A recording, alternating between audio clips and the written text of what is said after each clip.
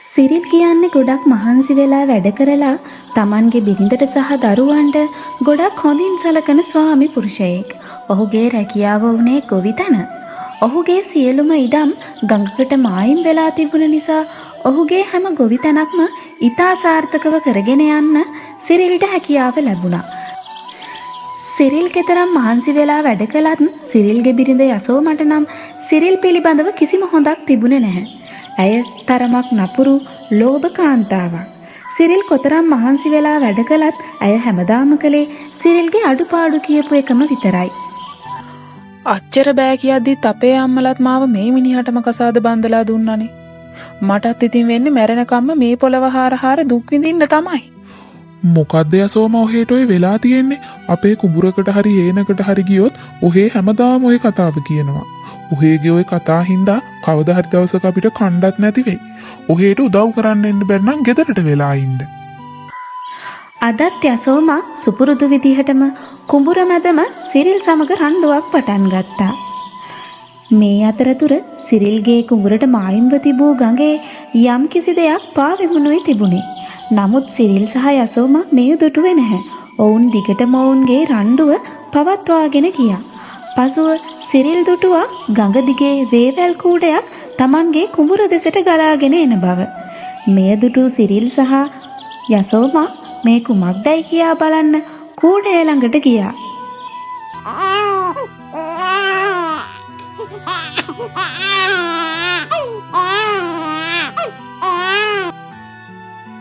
මේ පොඩි දරුවෙක්නේ සිරිල්. අපි දැන් මොකද කරන්නේ? වෙන මොනවා කරන්නද යසෝම? ගෙදර අරන් යන්. කාට හරි ඉතින් මේ දරුවව එපා හින්දානේ ගඟට දාලා තියෙන්නේ. මේ පොඩි දරුවව ඉතින් අපි මෙහෙම තියලා යන්නේ. ඇත්තටම ඔහෙට පිස්සුද සිරිල්? ගෙදරත් මේ වයසේම ළමයි දෙන්නෙක් ඉන්නවා. දරුවෝ 3 දෙනෙක් බලා ගන්න කොහෙද අපිට වත්කමක් තියෙන්නේ? කේන්ති ගන්න එපා යසෝමෝ. කාගේ වුණත් ඉතින් දරුවෙක් නොවේ. අපි මෙන්න මේ දරුවව බලාගමු. අපේ පුතාට කාගෙන්වත් අනතුරක් වෙන්නේ නැති වෙයි නේද රජතුමනි? නැහැ දේවිය. පුතාට අනතුරක් නොවෙන්න තමයි අපි පුතාව මාලිගයෙන් පිට කළේ.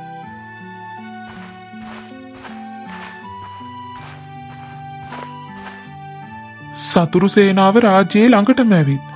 ඔවුන් ඉතා විශාල සේනාවක්. ඔබතුමා දැන් සෙබළුන්ව මෙහෙවිය යුතුයි. ඒ නිසා ඉක්මනින්ම පැමිණෙන්න රජතුමනි. ඔබට මේ යුද්ධයට යාමට අවශ්‍යමද රජතුමනි? ඔබට හැකින සෙබළුන් පමණක් එහි යැවීමට. ඔබට යම්කිසි අනතුරක් සිදු වුවහොත් රාජ්‍යයේ වැසියන් පමණක් යුද්ධයට යවා මා කෙසේද බයකුල්ලෙකු මෙන් සැඟවී සිටින්නේ? මාව වටහා ගන්න දේවිය. මා කෙසේ හෝ මාගේ රාජ්‍ය බේරාගත යුතුයි. යුද්ධයෙන් පසු දැන් වසර 10ක් ගත වෙලා. නමුත් තවමත් රාජ්‍යයට විවිධ රාජ්‍යයන් වලින් එල්ලවෙන බලපෑම්වල නම් අඩුවක් තිබුණේ නැහැ. මේ අතරතුර සිරිල්ගේ නිවසේ කුඩා දරුවන් 3 දෙනෙකු ඉතා හොඳින් හැදී වැඩෙනවා. මෙයින් වැඩිමහල් දරුවන් 2 දෙනා සිරිල්ගේ වන අතර කුඩා පිරිමි දරුවා ඔවුන්ට ගඟේ සිට හමු වූ කුඩා පිරිමි දරුවා. වසර 10ක් ගත වුණත් යසෝමගේ නපුරුකම් වල නම් කිසිම අඩුවක් වෙලා තිබුණේ නැහැ. උඹ තාම ඔය දර ටික අත ගන්නවද? ඉක්මනට ඔය දර ටික කොටලා ගෙට දාපන්. රැට කන්න හදන්නත් ඕනේ. අනේ මට මහන්සි අම්මේ. අත් දෙකත් හොඳටම රිදෙනවා. උදේ ඉඳලම දර කපනවනේ. උඹට මහන්සි නම් ඉතින් පිනට කන්න දෙන තැනකින් කෑම ටිකක් ඉල්ල ගනින්. එතකොට හරිනේ.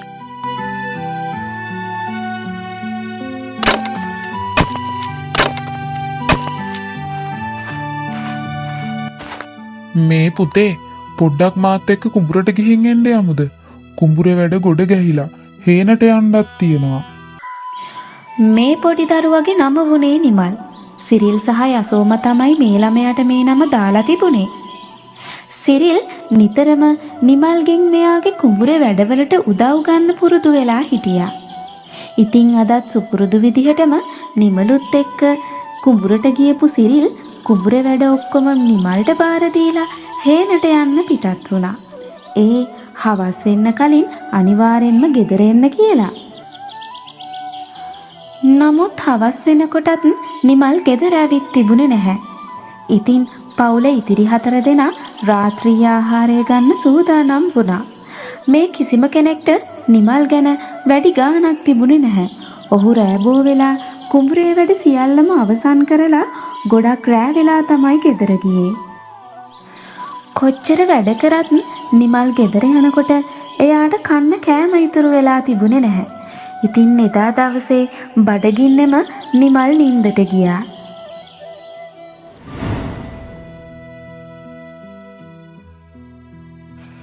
දැන් සෑම අනතුරක්ම පහව ගොසින් රජතුමනි, සියලුම රාජ්‍යයන් වල රජවරුන් සමගිව කටයුතු කිරීමට එකඟතාවය පළ කළා. දැන් අපිට නැවතත් කුමාරයාව මාලිගයට කැඳවීමට හැකි. අනේ ඔබ මේ සත්‍යයක්ද පවසන්නේ සේනාපති? මට මගේ දරුවව ආපහු දකින්න පුළුවන් වෙයි. අවුරුදු 10කට පස්සෙයි මම මේ ඔහුව දකින්න සූදානම් වෙන්නේ. මේ ඇසූ මහරජින සතුටින් ඉපිලෙන්න පටන් ගත්තා. මහරජතුමා මුළු රාජ්‍යයටම නිවේදනයක් නිකුත් කළා. ඒ මීට වසර 10කට පෙර කොහේ හෝ ස්ථානයකදී යම්කිසි දරුවෙකු හදා වඩාගත් තැනැත්තෙකු වේ නම් එම දරුවා සමග රාජමාලිගයට පැමිණෙන බව. මුළු රාජ්‍යයේම මේ පණිවිඩය ඉතා ඉක්මනින් පැතිරෙන්න පටන් ගත්තා. හැමෝම දැනගත්තා මහරජතුමා තමන්ගේ පුත්‍රයාව සොයන බව. අම්මේ මටත් පළතුරු ටිකක් දෙනවද? මමත් ආසයි ඔය පළතුරු කන්න. උඹට මොන පළතුරුද බං? එළියට ගිහින් ඕන් ඔය තියෙන වැඩක් කරපන්. දරත් ගොඩ ගැහිලා ඒ ටිකවත් කපලා ගෙට දාහන්. මොකද යසෝමා ඔහේ මේ ළමයාට ඔච්චර නපුරුකම් කරන්නේ? ආ පුතේ, මේ කෙලියට අරන් ගිහින් පුතා කණ්ඩකෝ. ඔහෙටත් පේන්නේ ඉතින් මං කරන නපුරුකම් විතරයිනේ. මම මේ මෙච්චර වැඩ කරනවා ඒවා කාටවත් පේන්නේ. ඔහේ කොහෙද යසෝම වැඩ කරන්නේ? මේ ගෙදර වැඩත් භාගයට භාගයක්ම කරන්නේ නිමල් කොළුවා. නිමල් කොළුවට තේරෙන වයසට ආව විතරයි ඔහේ කුඹුරකටවත් හේනකටවත් ආවද? ඒ වැඩවලට උදව් කරන්නේත් නිමල් පුතානුව. කොහෙද ඉතින් අපේ මේ ළමයි දෙන්නෙක් ඉන්නවා මට නිකමකටවත් උදව් කරන අය? සිරිල්ට සහ පවුලේ හැමෝටම ආහාරයට යමක් සූදානම් කරන ලෙස පවසා සිරිල් යසෝමට බැනවැදුනා. තරහින්ම කුසියට ගියපු යසෝමා සිරිල් සමග රණ්ඩු වෙමින්ම ආහාරයක් සූදානම් කළා. පසුව හැමෝම එකතු වී මෙම ආහාරය රස වින්දා. එදා දවස නම් නිමල්ට හොඳ දවසක් වුණා. වැඩිය වැඩ නැති ඒ වගේම බඩ පිරෙන්න ආහාර ලැබුණු ගොඩක් හොඳ දවසක් වුණා.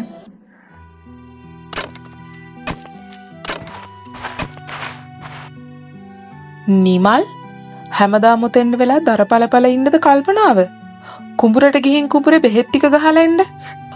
උදේ ඉඳන් හැන්දෑ වෙනකම්ම බොරුවට දර ගොඩක් අල්ලගෙන ඉන්නවා.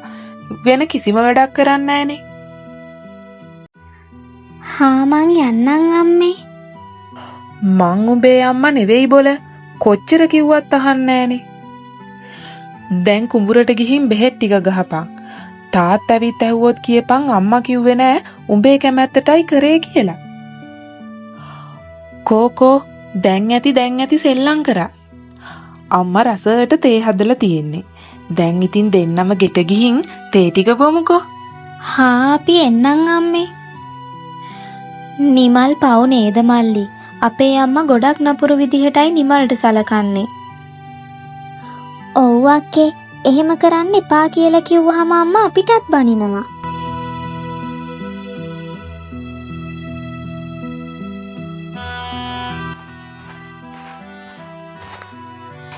මොකද්ද පුතේ මේ මහදවාලේ කුඹුරට වෙලා කරන්නේ? හැමදාම කියනවා මම නැති වෙලාවට කුඹුරට එන්න එපා කියලා. මොකක් හරි අනතුරක් එහෙම වුණා නම්? පුතාට අම්මද කිව්වේ කුඹුරට යන්න කියලා? අනේ නෑ තාත්තේ. තාත්තා එදා කිව්වනේ කුඹුරට පොහොර ගහන්න තියනවා කියලා. ඒකයි මම මේ ආවේ. තාත්තා ඉතින් හේන වැඩ කරන නිහින්දා මං කුඹුරට ආවා. තාත්තට ලේසියිනේ. හරි. ඕක දැන් මේ මෙහෙට දීලා මය පුතා පරිස්සමට ගෙදර යන්නකෝ.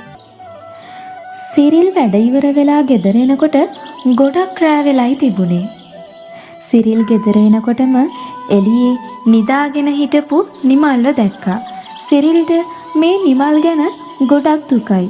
මොකද නොවිදිනා දුක් විඳිමින් ඔහුට උදව් කරමින් ජීවත් වෙන මේ දරුවව ආදරෙන් බලා ගන්න බැරි වෙන එකට සිරිල් ගොඩක් හිත ඇවිලෙනුයි ඉන්නේ.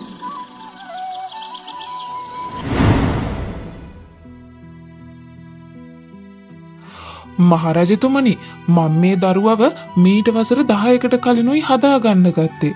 මේ දරුවා අතරමඟ දාලා ගිහින් තිබිලයි මට හම්බුනේ. ගහක් යට ඉඳලා තමයි මම ගෙදර අරගෙන ගියේ. මන්නම් හිතන්නේ අනිවාර්යෙන්ම මේ ඔබතුමා හොයන දරුවා තමයි. නෑ රජතුමනි, මේ තමයි ඔබතුමා හොයන දරුවා. මේ දරුවා මම මීට වසර 10කට කලින් තමයි හදාගන්න ගත්තේ. පාලු කැලයක් මත දාලා ගිහින් තියෙද්දී මට හම්බ වුණේ. මේ තමයි රජතුමනි ඔබතුමා හොයන දරුවා. මෙන්න මේ විදිහට ලාභ ප්‍රයෝජන බලාපොරොත්තුවෙන් තමන්ගේ රජතුමාව රවට්ටන්න මහජනතාව පටන් ගත්තා. මෙයින් රජතුමාට තේරුණා තමන්ගේ පුත්කුමරුන්ව සොයාගන්න එක එතරම්ම පහසු කාර්යයක් නොවන බව. නමුත් රජතුමා මොවුන් කිසිම කෙනෙක් විශ්වාස කළේ නැහැ.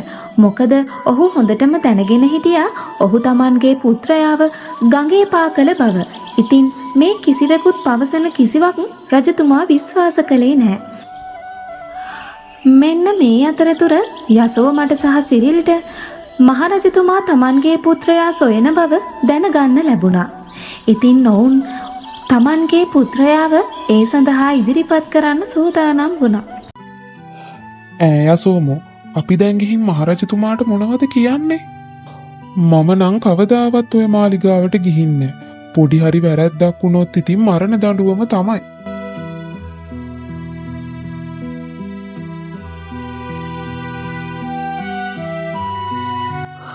මම හැමදේම බලා ගන්නම්කෝ.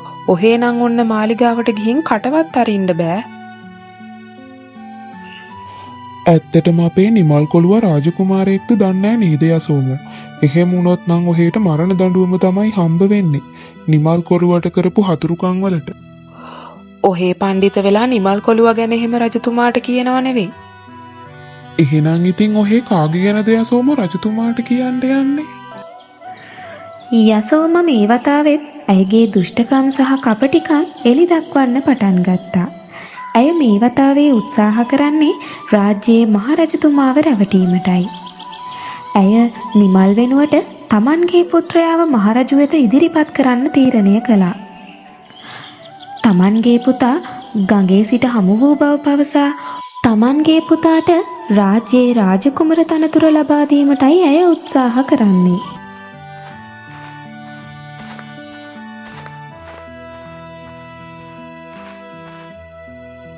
ඔබලාට මේ දරුවව හම්බ වුණේ කොහෙන්ද?